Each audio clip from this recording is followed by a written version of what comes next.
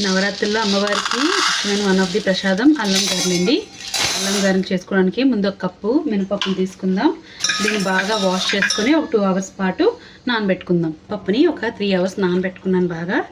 ఇప్పుడు దీన్ని వాష్ చేసుకొని ఓ మిక్సీ జార్లో వేసుకొని కొంచెం కొంచెంగా వాటర్ వేసుకొని ఒక గట్టిగా గారెలకి ప్రిపేర్ చేసుకుందాం. ఇదిగోండి, నేను మిక్సీలోని ఈ పప్పుని వేసుకొని చిన్న సాల్ట్ వేసుకొని మెత్తగా ఆడుకున్నాను. కొంచెం కొంచెంగా వాటర్ వేసుకొని మెత్తగా ఆడుకోవాలి. నేను ఒక గిన్నెలోకి ట్రాన్స్ఫర్ చేసుకుంటున్నాను. ఇది ఒక 1/2 కప్ మినపప్పు అండి. ఇది గ్రైండర్లో వేసుకుంటే ఇంకా బాగుంటుంది, స్మూత్గా వస్తుంది. ఇంకా ఇప్పుడు ఇది మనం మిక్సీలో ఆడుకున్నాం కాబట్టి జనరల్గా మిక్సీలో ఆడుకుంటే గారెలు గట్టిగా వచ్చేస్తాయి. అది స్మూత్గా రావాలంటే దీన్ని బాగా కలుపుకోవాలండి. దీన్ని ఇలా బాగా కలుపుకుంటే బ్యాటర్ స్మూత్ అయ్యి గారెలు అనేది కొంచెం సాఫ్ట్గా వస్తాయి. ఇది బాగా కలుపుకున్న తర్వాత దీంట్లోని కొంచెం ఒక చిటికెడు వంట సోడా యాడ్ చేసుకుంటున్నాను. ఈ వంట సోడా వేసుకొని దీన్ని 1 మినిట్ బాగా చేతితో బీట్ చేసుకోవాలి. కంటిన్యూ బీట్ చేసుకుంటే సాఫ్ట్గా తయారవుతుంది. ఇప్పుడు ఈ గారెల్లోకి మనం కొంచెం జీలకర్ర వేసుకుందాం. ఒక 1/2 స్పూన్ జీలకర్ర, అలాగే ఒక చిన్న అల్లాన్ని చిన్న ముక్కలుగా కట్ చేసుకుందాం. ఇదని కట్ చేసుకున్న అల్లం, అలాగే ఒక పచ్చిమిర్చిని చిన్న చిన్న ముక్కల్లా కట్ చేసుకుని వేసుకుందాం. కరివేపాకుని కూడా చిన్న చిన్న ముక్కల్లా తుంచి వేసుకుంటున్నాను. మరి పెద్దగా ఉంటే నోటి తగిలితే బాగోదు, అందుకే చిన్నగా కట్ చేసుకొని యాడ్ చేసుకుంటున్నాను. ఇప్పుడు వేసుకున్న ఐటమ్స్ అన్నిటిని బాగా కలిపేసుకోవాలి. అంతేనండి, మన బ్యాటర్ రెడీ అయిపోయింది. ఇప్పుడు ఒక కళాయి పెట్టుకొని ఆయిల్ యాడ్ చేసుకొని ఇది చక్కగా గారెలా వేసేసుకోవడం. ఈ ఆయిల్ హీట్ అయిన తర్వాత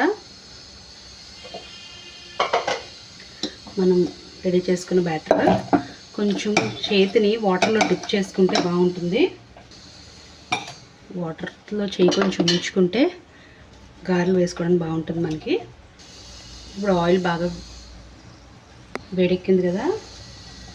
ఇప్పుడు చూడండి, నేను ఒకసారి చేయి తడి చేసుకుంటున్నాను. తడి చేసుకొని చేతి మీద కొంచెం బ్యాటర్ని వేసుకుంటున్నాను. వేసుకొని చక్కగా గారెలు షేప్ ఇచ్చుకొని అది మెల్లిగా ఆయిల్లో జార్చుకుందాం.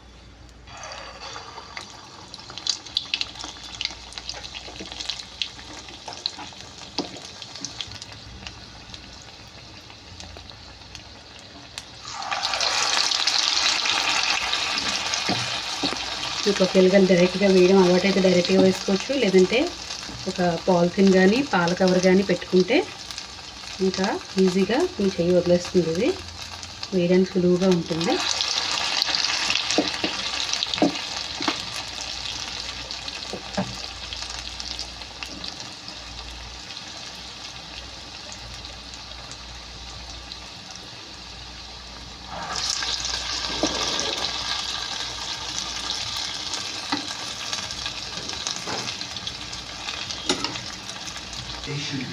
చక్కగా 2 పక్కల ఫ్రై చేసుకొని ఇది తీసేసుకుందాం. మంచి గోల్డెన్ బ్రౌన్ కలర్ వచ్చేటప్పటికి తీసేసుకుందాం.